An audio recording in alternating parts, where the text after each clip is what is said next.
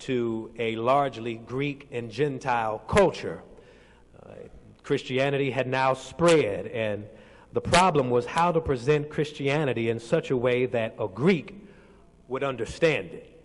John faced this challenge then, and we even face this challenge now. We face the challenge of showing that Jesus is God in this contemporary world.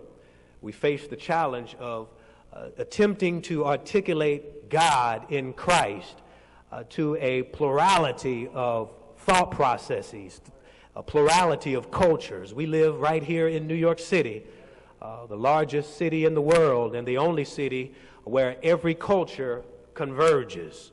You have almost every religion converged here in New York City alone. And John faced a very similar circumstance around 100 AD as he writes from Ephesus. Ephesus was the epicenter of the world. Ephesus was the center of commerce.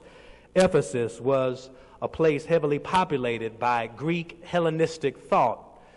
Ephesus was the place where the temple of Dionysus stood. Ephesus was a place that was heavily influenced by the philosophy of Plato.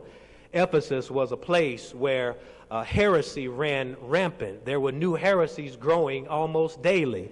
John had to deal with the heresy of Gnosticism. He had to deal with the heresy of Docetism and Stoicism and many other heresies and false teachings that centered in and around the person of Christ. He had to deal with the heresies that centered around who Christ was and who Christ was not. He had the challenge of showing that Jesus is God.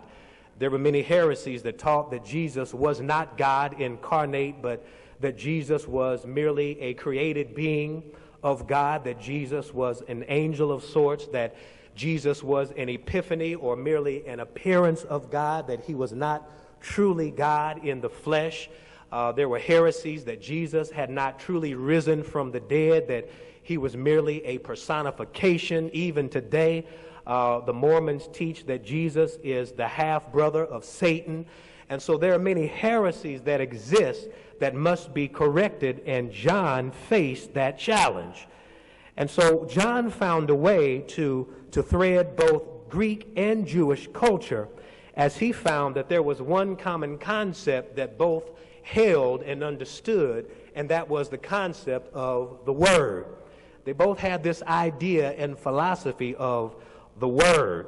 And so John skillfully weaves this concept of Jewish and Greek threads to convey the revelation of Jesus as God, but yet he was trying to make the gospel relevant